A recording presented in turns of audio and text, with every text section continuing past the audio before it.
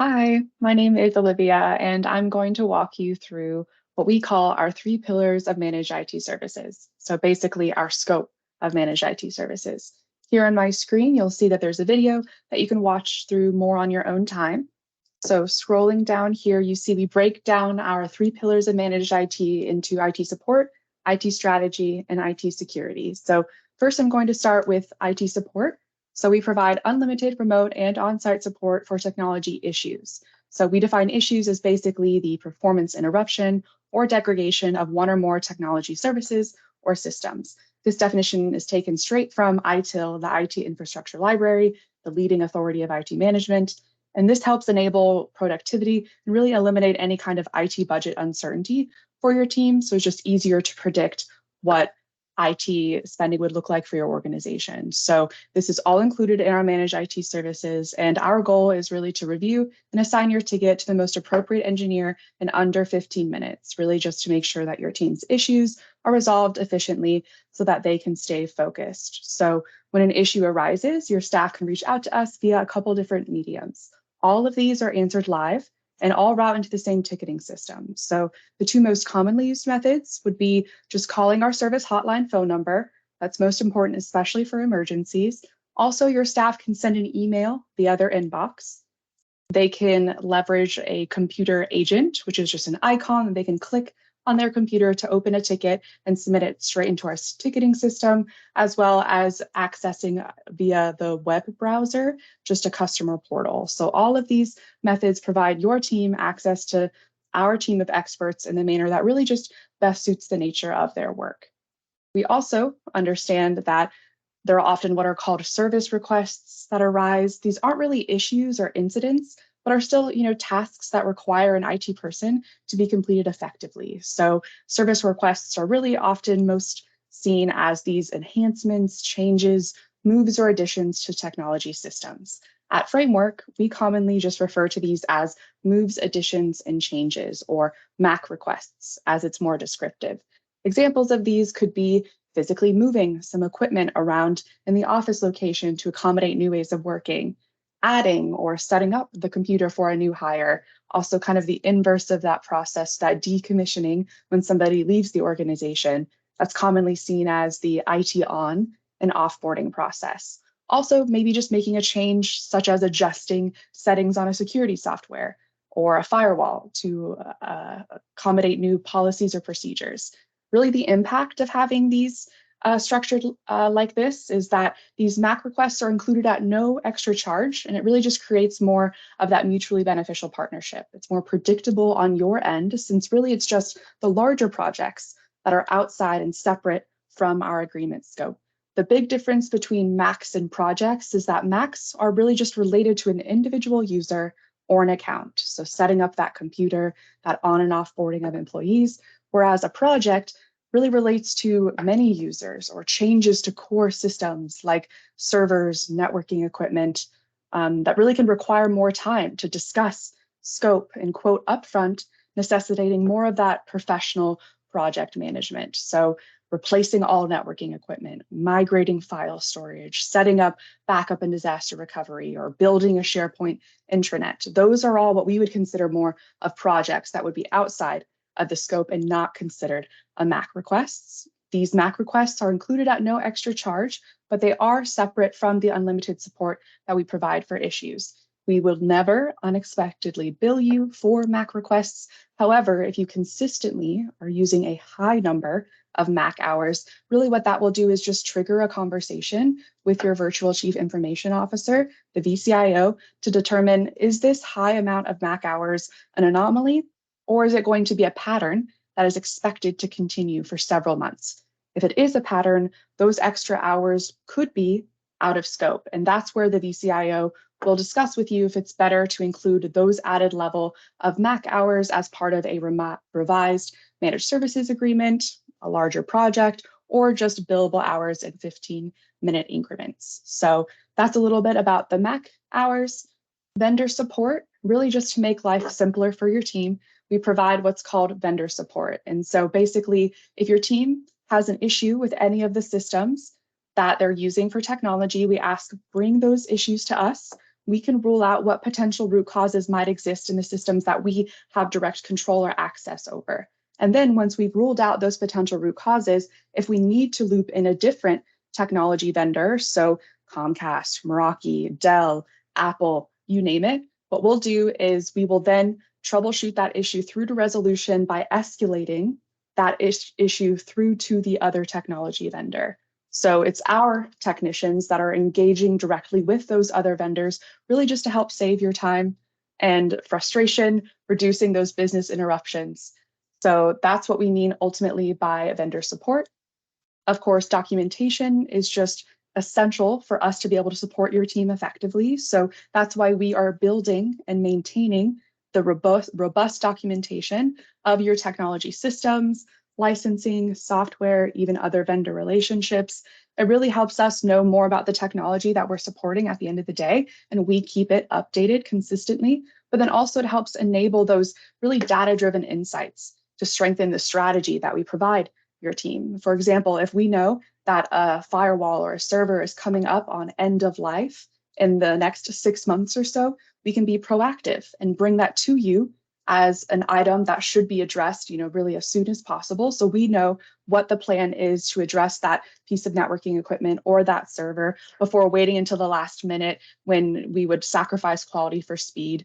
And we want to avoid that really as much as possible. So that robust documentation, you all would have access to that. Certain users in your systems could have more access into kind of the level of documentation, but ultimately that's something that we would discuss and set up in a partnership together, what users would have access to kind of what levels of documentation. But our goal here is really just to be as transparent as possible with you, so you know what's in your technology environment and you see that it's being consistently updated. And then finally, monitoring and maintenance of supported systems. We perform really what's called proactive maintenance and monitoring, really making sure that your computers, servers, any networking devices are really just optimized to provide just a healthy technology environment. So just making sure that they're up to date, like on security patches, for example. And that really just helps improve your employees' performance, avoiding any staff downtime, and preventing really those future disruptions that could impact a team member's productivity. And what that means is that we're able to resolve issues faster or more quickly because this equipment is constantly kept up to date, as well as just delivering more of that data-driven strategy that I mentioned. So at a very high level, that's just a little bit more context about how we approach IT support in a partnership. Next, I can talk more about strategy. So we assign each organization what's called that virtual chief information officer, or the VCIO, and they stay with you throughout the duration of the partnership so that they can really build familiarity with your organization and your strategic direction, where you're headed. And the VCIOs really have two main areas of focus. They're there to serve really as your trusted advisor by providing more of that proactive, strategic consulting, but then they're also there to help maximize the ROI of the partnership overall. So from that proactive strategic consulting lens, these VCIOs, they're tech experts, but they're also very comfortable speaking with leaders across the organization. Some of them, for example, have their MBA. So they're very comfortable and confident in making that business case for a technology change or investment so they can really speak your language. And the VCIO's consulting, it's really tailored to your decision-making process, but that typically includes, for example, monthly check-ins or like a quarterly business review. You have access to their contact information so that you can give them a call or send them an email when a need arises. But ultimately, that VCIO, they're really there to help fill in those knowledge gaps that exist relating to more of those technical or strategy matters. They're there to help empower your decision-making, planning, or budgeting. They're really there to help audit your IT investments as well, just to see, hey, where can we cut waste? Where is there duplicate spending that should just be better optimized? But then they're also there responsible to help implement that business optimization roadmap that we build according to your timeline, your budget, and your needs. You can also work with the VCIO on like process improvement and development relating to like remote work, backup and disaster recovery, cybersecurity, even that IT on and offboarding process. They can help with creating standard specifications for computers or networking equipment, guidance responding to any kind of cybersecurity questionnaires, or even like project managing a build of a new office location or moving away from an existing or closing an existing office location. So that's just a little bit about how they help from that proactive strategic consulting lens. They're also there to help really maximize the return on investment that you get in the partnership. So beginning at the partnership transition process, they work with you to make sure that your staff actually knows how to use our services. So make sure that your staff know how to submit a support ticket with Framework. What is that kind of information that's most essential to be in that ticket so that we can be actionable and resolve that ticket as soon as possible. Also, they're there to help with things like project and change management. So really just planning IT changes and projects just to make sure that these changes are being paced at an appropriate pace, not too quickly, not too slowly, and also that these changes or projects are being communicated well to your team and then really implemented and adopted as expected. So the VCIOs, ultimately, we're never going to unexpectedly bill you for the time spent working with the VCIO. So that's where, similar to those MAC hours, basically in your conversations with the VCIO each month, if you anticipate that you're going to use a lot of VCIO hours over an extended period of time, that's where, speaking with the VCIO, we can discuss if this should really be part of that larger project that should be scoped, vetted, agreed upon before we just start doing work, or if that should be something that's embedded into a revised managed services agreement or just done in billable hours. But ultimately, that VCIO is just going to work with you to make sure that you understand that if there needs to be any changes to the billing for the VCIO's time spent with your team, that you're understood on what those changes would be before we just bill your team for the time spent. But having this VCIO time available to you, it just creates, once again, more of that mutually beneficial partnership, because a lot of folks in our industry, provide this type of resource, but then they overpromise that person's availability and underdeliver. So that strategy just ends up being reactive. Here at Framework, we've embedded that amount of time spent with the VCIO just into your partnership as a given at no additional charge. And that really allows us to be proactive and inclusive so that you're not automatically paying for some VCIO amount of time that you'll never use, or you're not getting enough of that kind of a resource to really have an effective and proactive IT strategy. So those monthly check-ins or even quarterly business reviews are really those good times where you can sit down with the VCIO and have a dialogue to really prioritize how the time spent should be with the VCIO. So you really just walk away from those meetings every day in the partnership, knowing that your hours are being put to good use. And then finally, from a strategy standpoint, every month we send what's called an executive management report to really those executive leaders in your organization. But if there are certain individuals who want this data and it's important to their role, we can absolutely send it to them as well. But typically what we'll see is about 20 different performance metrics. And that could include things like our response times and resolution times, even ticket survey scores or categories of issues. These really are customized based on what kind of level of data you'd like to see. So that's something that the VCIO would work with you early on in the partnership during that partnership transition process, just to make sure that the data that we're sharing with you is the level of data that you would like to see. And so these reports are not meant to be overly technical.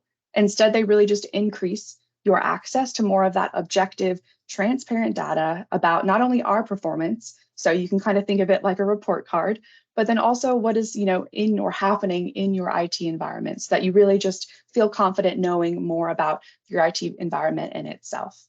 And then finally, from a security standpoint, when it comes to security, really our philosophy is that we really want to make sure that your organization is going to get the most cost-effective approach to reducing risk, because we know you can invest an infinite amount of money in security and there can always be some level of risk. And that's why we really prioritize two different types of security. So endpoint security, making sure that those computers or servers are secure, and then email security to make sure that no matter where your staff are accessing their email from, that email platform is secure.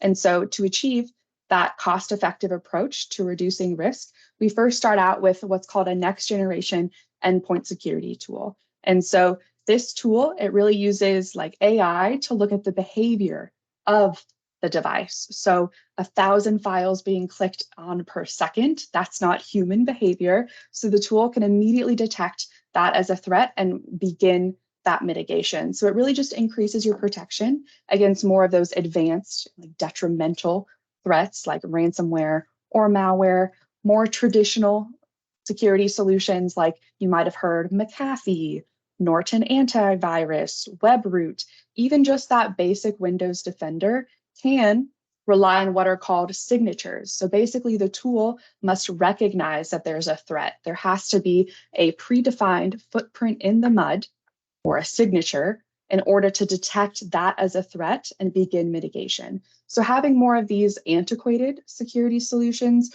really just increases the risk of more advanced and detrimental security threats like ransomware and malware.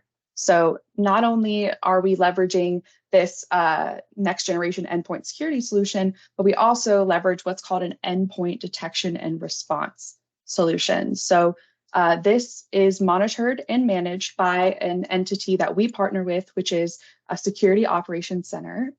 So the next generation tool and the EDR tool are both monitored by the Security Operations Center. But really what this EDR tool does specifically is that it really just enhances our visibility into those different endpoints, really just to make sure that any of the security threats that could enter your environment, those more advanced and detrimental types of security threats like polymorphic malware or APT malware that typically could thwart even those next generation tools. It's really just making sure that we've really got all of our bases covered and that your environment is protected against even those more detrimental types of security threats. So overall, that EDR type of solution are actually increasingly being required by insurance carriers to obtain or keep cyber liability insurance or just existing pricing. So we've just started to include those two solutions. The next generation and the endpoint detection and response is just a standard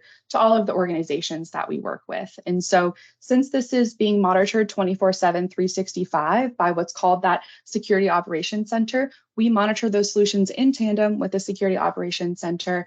And you can basically think of that as a help desk of fully credentialed, certified cybersecurity engineers. And so they work with us to monitor these solutions. In the event that anything is detected, we then would work through together to combat that threat, isolate it, and then eventually remove it from your environment. So really what that means from your team is just having more of that peace of mind, knowing that you've got a solid managed service provider like Framework IT that's partnering with the Security Operations Center.